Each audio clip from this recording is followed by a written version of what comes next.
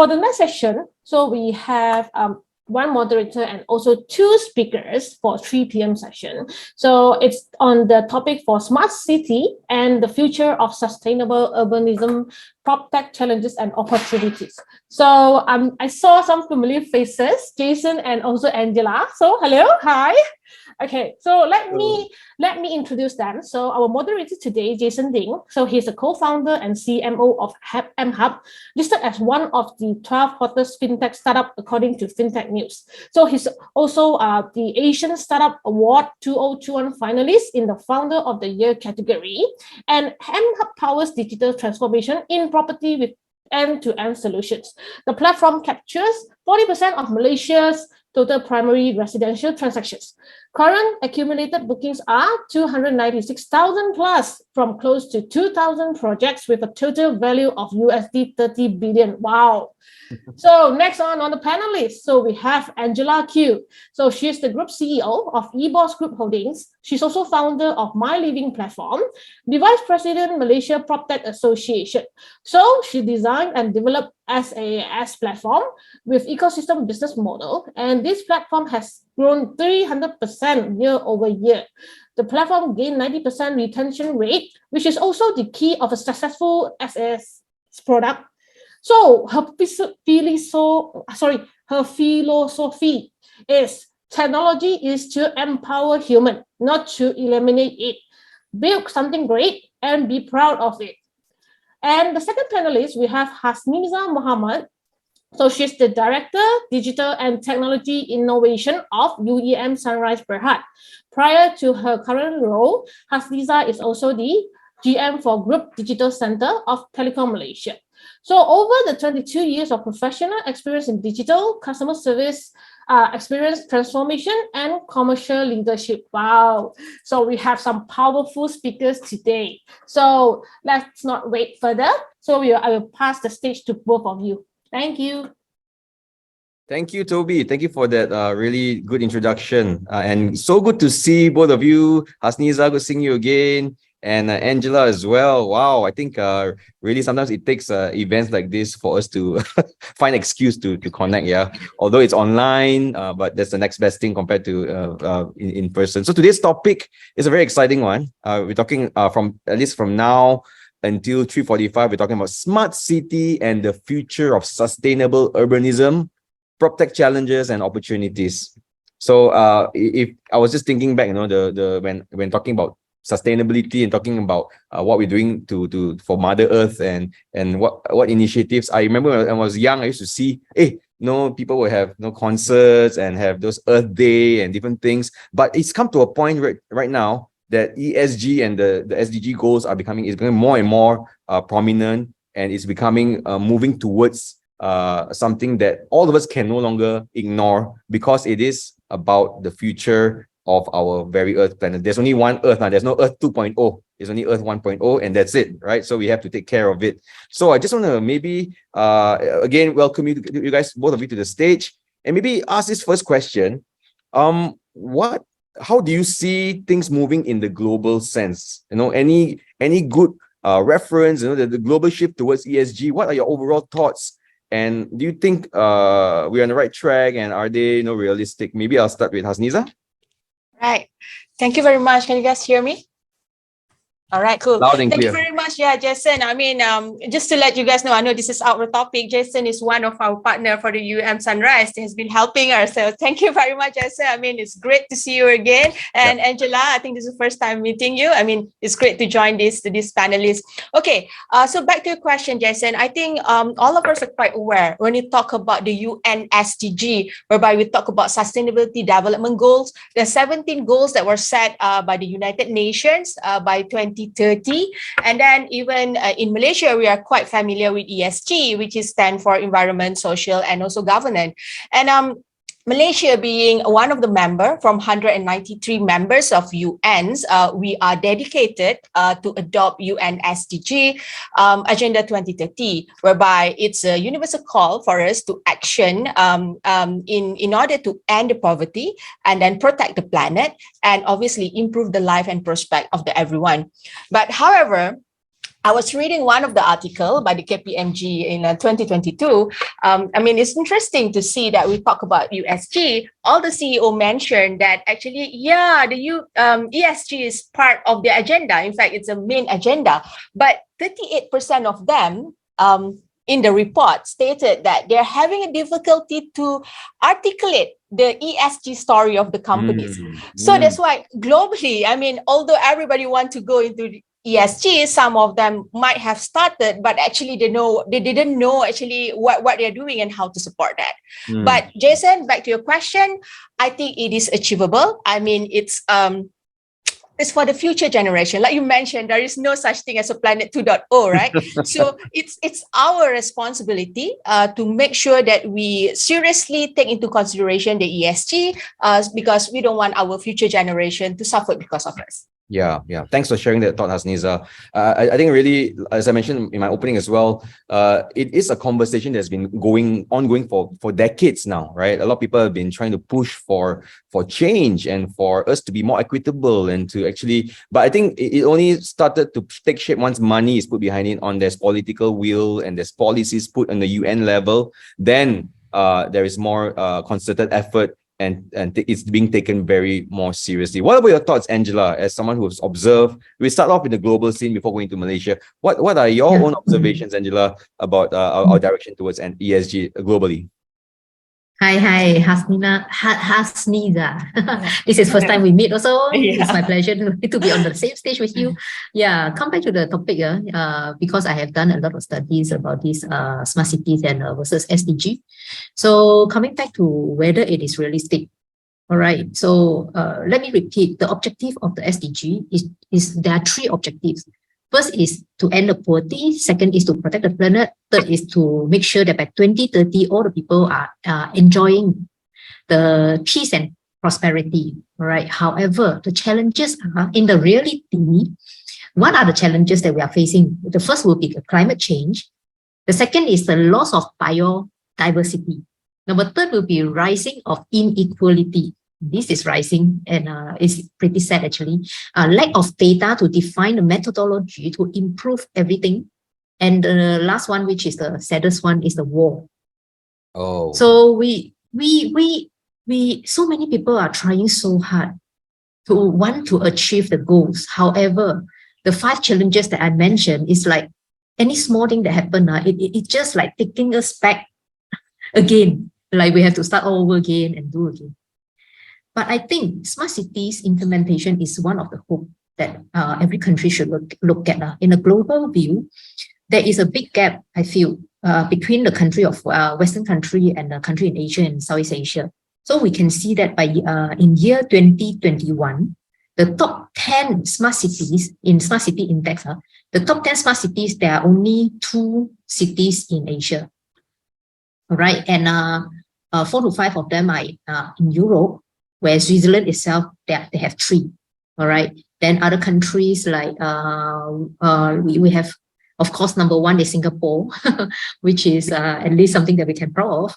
And now we have Zurich, Oslo, Taipei, Lausanne, Helsinki, Copenhagen, and Geneva, Auckland, and Bilbao. So, but in 2022, things are different. The number 1 smart city is Shanghai. Shanghai. Wow. Yeah, okay. Shanghai, which is catching up. That means Asia are catching up actually. So the top 5 in 2022, as per latest article that you can see, Shanghai is number 1. And which one more? Let me see. Seoul, Barcelona, Beijing, and New York. Okay. So we can see the awareness are there. I think this is something that good and we should be proud of. That means globally, everyone is working towards the direction. I know it's very challenging, but it doesn't mean that we should stop doing it. All right. At least we do not give up, we persist, and we improve. Achieving a little bit of the goal that is a move, is improvement already. That is my view. Yeah, to borrow a line used by a different session early on is sikit-sikit lama-lama jadi bukit. This is a hot. It was in the earlier panel. It was Yes. Frank's panel, but I'll borrow it and put it in using it here. This should be our slogan of APPS2022, I think. Yeah, just so you know, Hasnita, Frank is a Dutchman, and he was interviewing someone from, I think, was it from Germany or something? Germany. They were both yes, talking, yes. giving this papata to each other, and it's quite a sight to see. But yeah, for those of you who are tuning in and who have questions, feel free to ask it in the Q&A button here. Just press the Q&A button, and then I'll get to your questions at the end of today's panel. Okay, next question I want to ask you guys is the situation. You gave a very good macro view of what's happening globally and trends, and it's good to know that we are moving towards the right direction. But what about things in Malaysia? Okay, what is the situation that you've observed here? Do you see policies catching up? Because right now it's still, yeah, we are part of that agreement, and we are talking about it more and more. But is there enough push? And I understand also that our current climate is, in terms of government, things has changed very, very recently. Yeah, so there's a lot of movements. We just got a new prime minister yesterday, confirmed. But do you see policies catching up? No, is there enough effort put in the right direction? Are there any examples? Yeah, maybe we can start with Hasniza. What's your observation? I know Sunrise has a lot of smart cities initiative, but maybe just start with Malaysia first. What do you see overall? All right, thank you, Jason. Okay, I mean, to be honest with you, I think, yes, the acceptance of ESG actually now is growing in Malaysia. So I think, like for us, we are property developer, there is the green financing scheme right now who's actually promoting the ESG as well. And then by the same time, government policies are in place. There is a support from the Kementerian, such as Kementerian Tenaga and Sumber Asli, SEDA, and so on. And highlights of our budget 2023, whereby I think we did declare the formation of Malaysia first voluntary carbon market, I think it's called VCM, will be developed by the Bursa Malaysia. And in the long run, I think Malaysia is also aiming to get the net zero of a greenhouse gas, GHG emission, I think by 2050. And of course, GLC, being a GLC, we play a significant roles in the economic supply chain. And one of the example that I can quote, which I read recently, is the EPF. I mean, everybody know EPF is the largest country's pension fund. It has launched its sustainable investment policy, and it was announced that it's aimed to be fully ESG compliant portfolio by 2030. I mean, it's not that long. We're already on 2022. And then another example is, of course, net zero commitment has been made by the large organization, by Petronas, Malaysia Aviation, and so on. So that's why, looking at this trend, we realize that actually there is more awareness and willingness of the company actually to move into this direction. That's my opinion, Jason. All right, thanks for sharing, Hasniza. What about Angela? What do you observe yourself? I mean, it's interesting today. I'm excited about this panel because Hasniza is from the property development side, and he's an adopter of it. And you are also from yourself, our solution provider. But I just want to hear in your view in Malaysia, what do you observe? Honestly, I don't know much about ESG policies in Malaysia, but I believe that Hasniza has explained very well about this. But I can share more about how our industry that I'm involved in, which is property management, and the whole industry is governed by Strata Act, and how it actually moved for the past 3 years. So before MCO, the market adoption to the technology, I would say it's pretty weak. But the pandemic actually accelerated the adoption of technology in this industry. So during the 2 years plus, this market, it actually, our platform, the number of usage, it increased tremendously, and people start to aware that how technology can help them in such situation. One of the example will be the EAGM, the AG. We actually developed one tool called EAGM during the 2.5 years, so that people can conduct the AGM online. All right, so people start to adopt already. However, after the MCO, after it's lifted, and this law from KPKT say no, now we do not recognize online. It's like going backwards. We have done so much. We developed to help the industry during the tough time. We put a lot of efforts to make people, to make sure people can run their business, can conduct their AGM online and things like that. so that things are moving. However, it's like, why do you go back? That is our question. People start to adopt already. And since this is a good thing, maybe we can try something hybrid, for example, offline and online in combination. Let us look into it, how to make this possible. Because now the real estate industry in Malaysia, there are so many investors from overseas.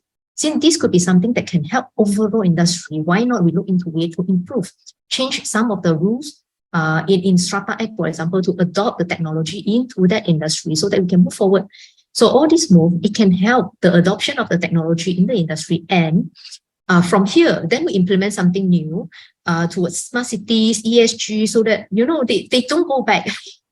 It's too much. We have done so much effort come to this level. But of course, other positive impact from that we can see from our platform is like making payment online, adopting to e-wallet. This one, okay. This one, the market actually keep on moving.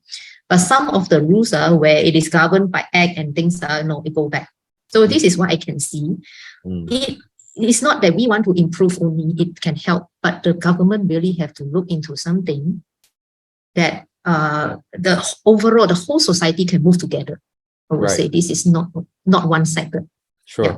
So what I'm hearing is that there are moves and there are initiatives towards greater adoption of ESG goals and digitalization, digital transformation, but it's not wholesale. It's not everything. It's just specific verticals or specific things that the companies or the different organizations are looking to. So it's still a journey together, and the conversation is happening. And I think definitely more awareness than before. In my own view, I've seen some of our clients are taking very seriously. Even saying things like, in how many years' time they may only work with companies or suppliers that are compliant to the ESG. So that kind of shows how serious they are. Of course, right now it's not yet, as far as I know, at least up to today, is not yet put into a legal framework that companies. I don't know, I could be wrong, but it's very good to be prepared right now. What more for a greater good, which is we're talking about our to combat global warming and to have a sustainable way of doing things, right? I think we've been doing doing things without care for mothers for too long. I think really right now is a time where I think more and more people are more supportive, or they will buy from companies or organizations or even developers where, hey, is your development sustainable? Is your development putting efforts into doing things right? Right. I think especially the younger generation, they're more savvy in that regard. So let's hear back to Hasniza. Hasniza, I just did a quick search in preparing for today. I put UEM Sunrise and Smart City or ESG. And wow, there's so many posts. There's so many things that you guys have been doing. It's great initiatives, great partnerships. Even I saw an MOU with Petronas about ESG, about Smart City. So just curious if there's any you would like to highlight, especially learnings and things that you feel that is good for us to, as in this summit as well, to learn from and to maybe follow your example. I don't know. All right, thank you, Jason. First of all, I think I should thank my CEO and also our head of sustainability. I mean, recently, about 1.5 years ago, some of you might aware that we have a new CEO, and then he brought in one of the experts. I think, of course, she's quite well known in terms of the ESG itself. So she's the one who's leading the ESG agenda, working together with all of us. And that's why, Jason, when you Google, then suddenly you realize there's a lots of initiative. But in general, UMS, being one of the GLC in Malaysia, we've been naturally conscious on the sustainability from the beginning. So we are embracing sustainability for better living. Hence, that's why if you look at our vision, we talk about building communities of the future with you and for you. And since our journey started, actually, we come out with a framework. We have our framework for the sustainability. We call it Sustainability Blueprint 1.0. And there's 4 pillars in our framework. The first one, we talk about livability, affordability, sustainability, and resilience. And of course, talking about all of these pillars, it is governed by the enablers parts. We have 5 enablers. Digital and innovation, definitely. Talent and knowledge, stakeholder engagement, strategic partnership, and value proofing. So just to elaborate a bit about what is our intention when we talk about this blueprint. Sometimes we have a nice blueprint, but it doesn't mean anything. So that's why maybe if we have time, so maybe I'll deliberate that a bit. So when we talk about the first pillar, we talk about living, living in the city space and healthy, high quality, human-centered smart spaces. That's the first one. We talk about affordability, means that we as a property developer, we're going to provide the financial access to different type of the customers, whether it's the affordable rent or affordable down payment and so on. The third one, of course, sustainability. This is where we're going to integrate the sustainability into all of our design. We talk about the EV charging. We talk about maybe prioritization of the energy saving materials, things like that. And last but not least, when we talk about resilient, it's all about our development should be future proof. And also, it has the resilience against like a risk such as climate and also health crisis. So with that framework, actually, we are aiming to build a low carbon future by 2030. 2030, ambition zero by 2040, and carbon neutrality by 2050. So yeah, so based on this ambition and our intention, hence that's why I think, Jason, you are right. Recently, we in a partnership with Petronas unit on sustainability called Gentari. So those of you who are quite familiar with Kiara Bay, if you go to Kiara Bay, you can see there's about 6 EV chargers. We have already put it over there. And in immediate term, of course, we'll explore more on introduction of the low carbon solution. Apart from the EV charging, we also talk about the electric forecourt at the Sunrise facilities, as well as the solar farm at our land. And of course, this collaboration, we will continue to improve this collaboration from time to time. And we are looking for the right partner actually who's supporting this agenda together with us. And second thing that I would like to share with you guys is one, I think all of you are expert in the PropTech. We definitely know what is digital twin. So now I know that recently in the morning I heard about BIM. So from BIM now we are pushing further. We are going into a digital twin. Of course, it's the digital representation of the physical, and it basically mirror the real world. And one of the things that we are doing actually is the calibrated scenario testing, whereby, for example, when you have a new building, okay, how does the cooling system will cope with more people in the building? Calibrated assessment, you use the predictive analytic to understand how to improve the asset maintenance and so on. And of course, all of this initiative will mean that we have a faster project completion, time saving in terms of design, material design, and so on. So these are some of the key ones that we are embarking. And of course, moving forward, we are also crafting more collaboration and partnership for us to basically achieve our framework. Love it. I love it. I mean, big picture, long term. I think really when we talk about initiatives, I think Sunrise is taking a leadership role and doing things in the right way. I think a lot of people are looking at you guys as well, because in the past, maybe we're talking about matters of ESG and smart city is like a very, it's like okay lah, try it out, like experiment or that. But then we've come to a point where it is such an important thrust, or is such an important factor in moving forward, because we don't want to be left behind. We don't want to be doing things that are not sustainable. And I love the direction that you guys are taking. It really sounds like it's really a step in the right direction. I think I'm very curious to check out these projects and experience it firsthand. Yes, yeah. great. Yeah. We are more than happy actually to welcome you guys. I mean, Kiara Bay is one of it. We have a few more project launching and so on. Please, more than happy actually to bring you guys around. Kiara Bay, is that where the big park is, the Metropolitan Park? Yes, exactly. Yes, I love please, that. Yeah, please join us. I mean, tomorrow, Saturday, we do have an event over there. Please drop by. Yes. I mean, there's a lots of things happening. So please drop by at our Kiara Bay tomorrow. All right. Yeah, as everything, I don't know why when I look at you, you're happy, and I read your logo, fine, you're happy. I just it makes me happy. Chief of happiness.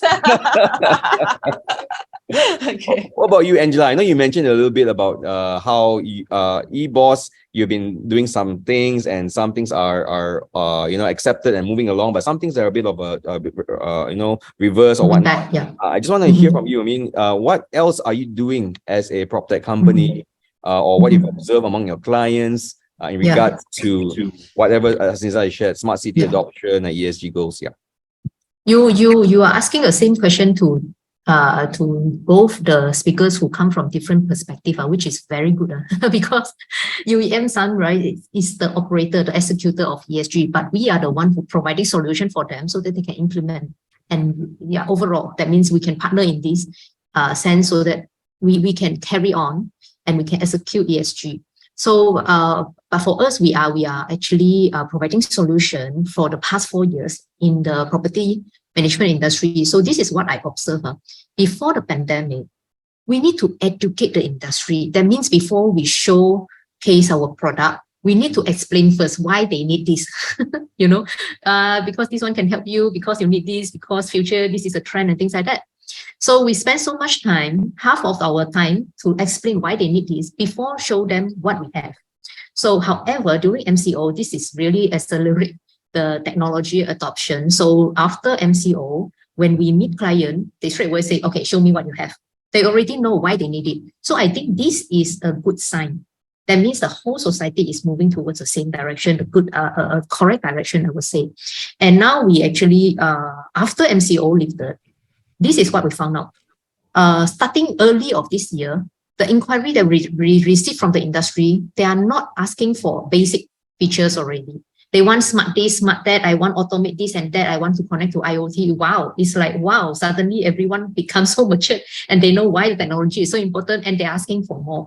So when the market is asking for more, it is a good thing. That means we have to improve and move towards what the market needs. At the end of the day, they are the one who implement your product and execute the ESG so that the society can benefit from it. People like UEM Sunrise. All right. So I think this is a good move, good sign, and where PropTech overall is moving towards in a good direction. So this is what I observed to answer your question.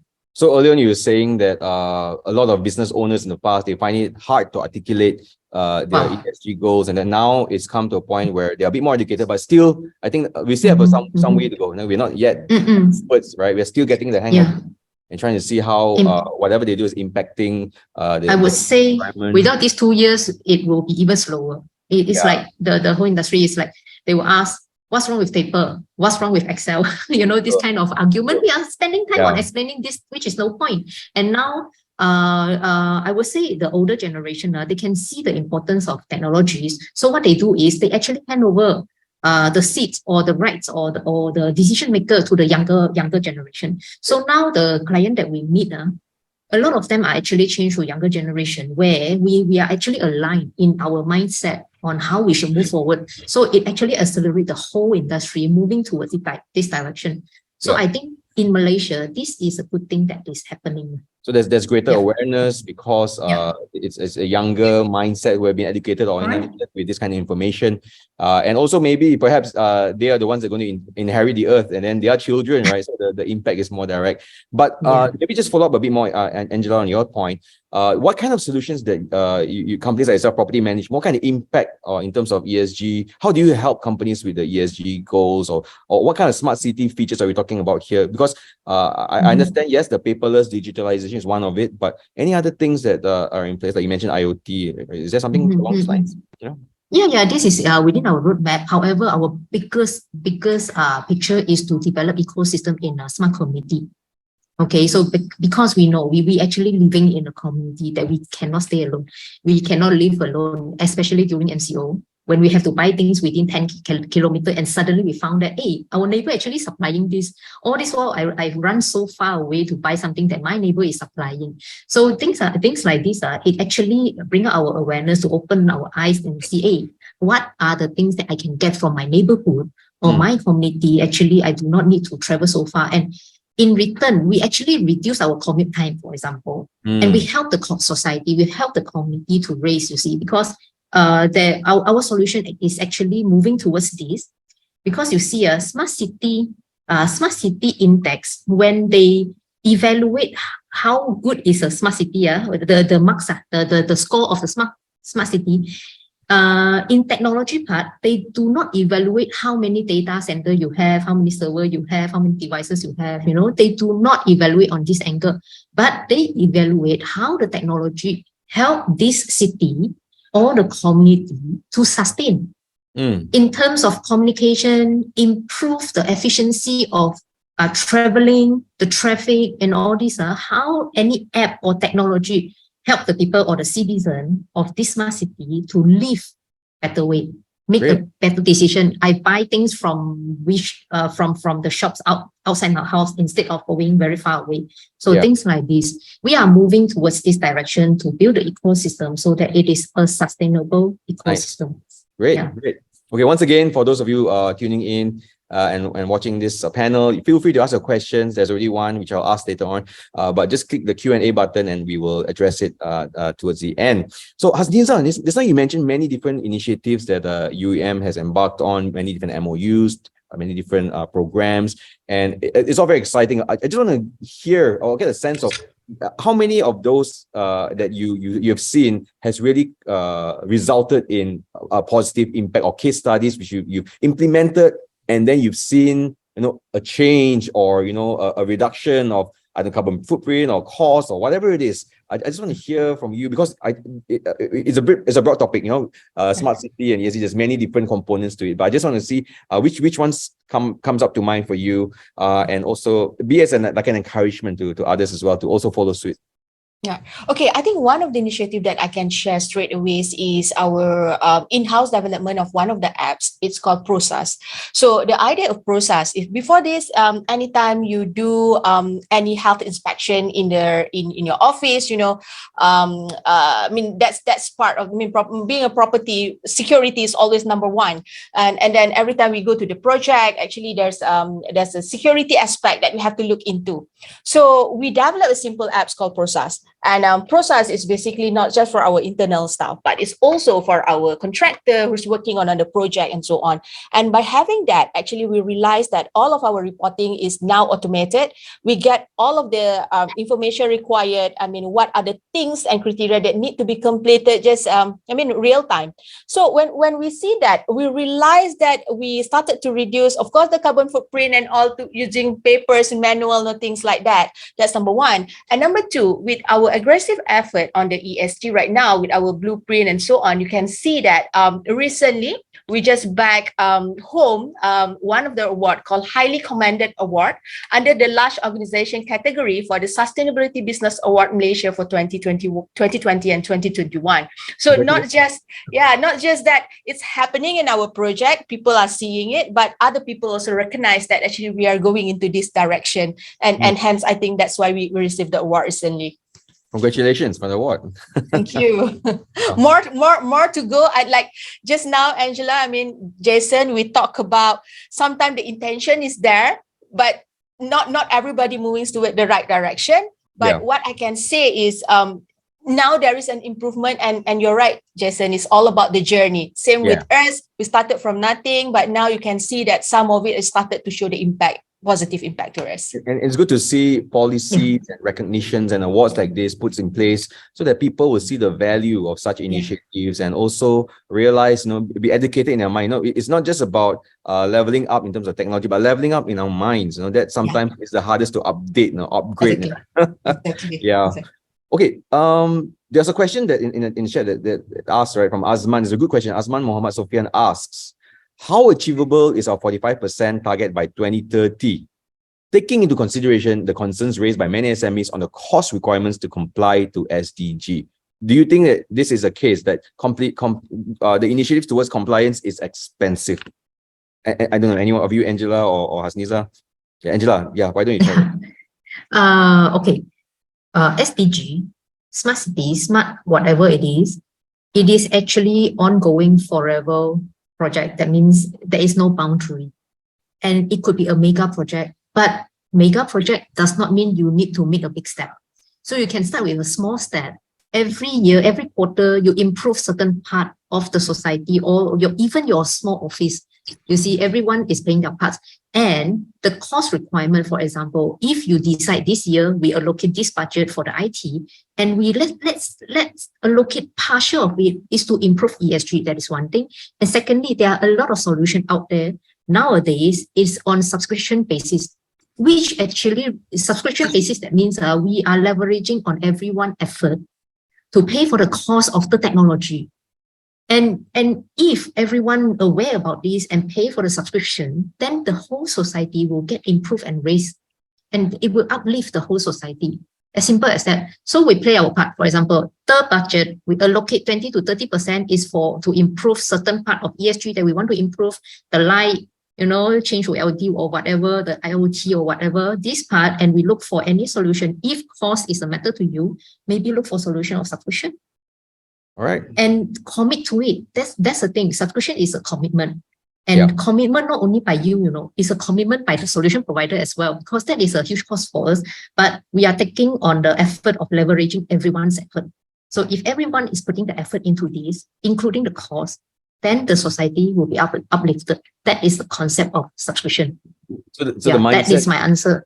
The mindset must be here, or the recontextualization here, is that you can't just think about financial gains, which is often the case as well, but you must also think about the gains in terms of how we are impacting, or this carbon footprints, and how we are impacting the world around us and our environments. How about you, Hasniza? Actually, I just add on a bit. That is actually the answer.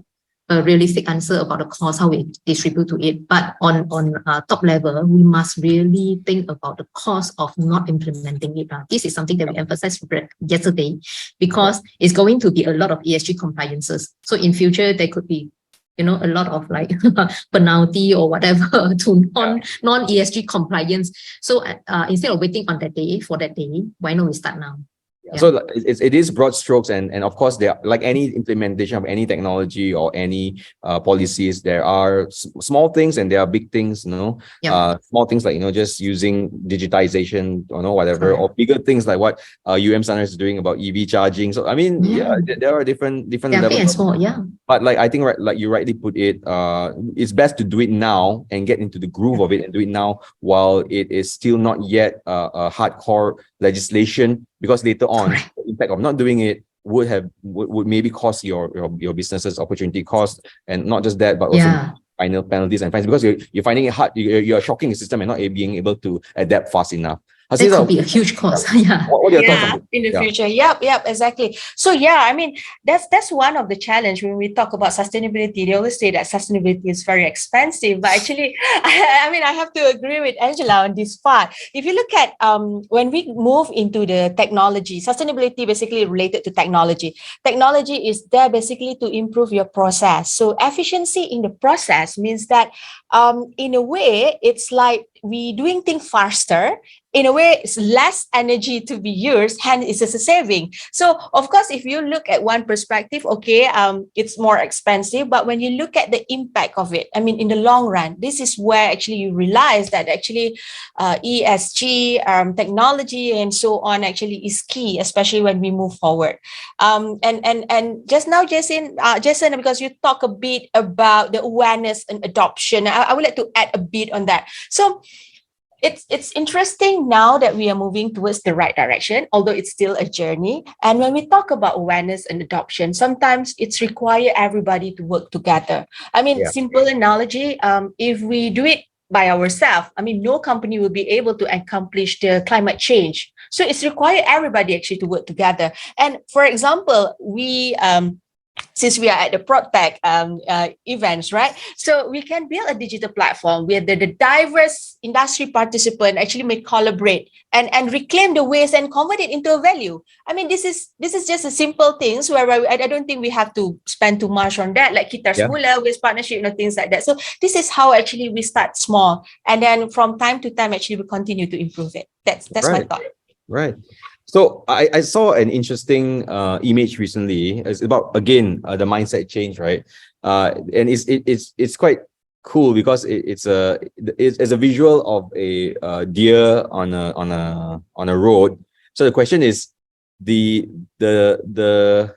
deer is not crossing the road, but the road is crossing the forest. You get what I mean? So the deer just walking along, macam biasa je lah. Then tiba-tiba got a road there, right? So it's not that the deer is crossing the road, but the road is crossing the forest where its habitat is. So coming back to our topic of sustainable urbanism, we want to be responsible people. We are developing our lands. We are developing creating mega projects and all that. But where is that balance, and what is that thing that we are doing to do it in a responsible way, right? I don't any more thoughts in the last 5 minutes. You know, what are your views on doing it responsibility, or are we doing enough? And what do you see in Malaysia or recent days? And also, I know sometimes they're always talking about, you know, this hill is being you know, development, or that hill, and then recent flooding as well. Those are really negative impact, right? I mean, floods that never happened before suddenly start flooding more regularly in locations that I remember 4 or 5 years back when I go back to my grandmother's hometown in Kelantan, Kuala Krai, it used to sometimes flood, but there was this one year where the flood just went up so much higher. And I think really it goes back to deforestation and things that were done irresponsibly. So back to our topic of smart city and future of sustainable urbanism. What are your final thoughts on this? And I know it's a very exciting topic because I see Dr. Daniel's camera turning on, and we have Manuel Lammers also from Proptech that's going to be talking after this very exciting panel, which I assure you at 3:45 very soon. Okay, I will pass the time to them. But just final thoughts from both of you in terms of this topic of future or sustainable urbanism. Maybe Hasniza? All right. Okay, sure. So we talk about the it's always a question of the balancing. I mean, definitely we need to be moving towards the modernization. That means that some of the forests will cut off, you know, things like that. But if you look at the aviation, I mean, one of the sectors that contribute most to the carbon, to the carbon, right? So, but then again, they also now have the agenda of reducing it. So they are also moving into the ESG. So like for us, we are a developer. So that's why in one of our blueprint, we talk about resilient for the future proof. And we also talk about the various risks such as climate, health crisis, you know, things like that. That means that while we are developing a building and so on, we have to think about the material that is safe for the environment. We have to, you know, look into how do actually we use the wastage and then we recycle it and make it actually usable for everybody. So these are among the things that we are doing right now. I mean, it needs to happen at the design stage. It's not that actually we complete it, I mean, and suddenly we just collaborate and put it there. So these are among the things, I mean, as part of our responsibility as a property developer, we are looking into that and we are investing into that. And hence why I think just now I did mention about collaboration. I think if let's say we property developer doing it without the proper collaboration with everybody, it doesn't work. And I always believe apart from that, collaboration is very key. By working together with everyone, we definitely can enable the smart city with the sustainable urbanism. Wow. Thanks so much for saying it. It gives me hope. Okay. Like you say, I agree that it should not be an afterthought. It should not be just a poster or just something where you put to sound good or just a branding initiative. It really needs to be from the inside out, thought through, strategic and top down as well. So kudos Sunrise, you know, for and yourself for doing these initiatives and being a kind of like a role model as well. Angela, final thoughts on this? A very quick one. I know time is up. All right. I'm very impressed. Actually, the UEM has done so much. I think everything is because of the determination to do it. All right. Smart city sustainability, it can be achieved by technology, but we implement technology. It's not because of technology. It's because we want to achieve the sustainability that everyone wants. And we want to live in a better life in the city. So technology is only the tool to help us to achieve that stage. And determination is the one that everyone needs. That's what I want to say as a wrap up. Yeah. All right. Thank you so much, Angela. Thanks so much, Hasniza. I think really in closing, what we've learned here is that we are on the right direction, and it is not easy. I'm sure it's been the conversation started decades ago, and we are at this point right now where it's culminating and there's more attention put into it. But I will also say that, you know, we haven't got it all figured out. Even PropTech, you know, companies and solutions, we are not all yet in 100%. You know, some solutions work, some solutions are on the way, but let's not give up. Let's not, you know, just throw the towel and say no, or even just say, oh, it's so expensive. I know a lot of Malaysian businessmen, especially if you're listening here, you will think, yeah, so expensive, or let other people do it first. No, I think no. Please please take this opportunity. We are towards the end of the year. You're talking about new resolution. Next year is a new year, new government, new year.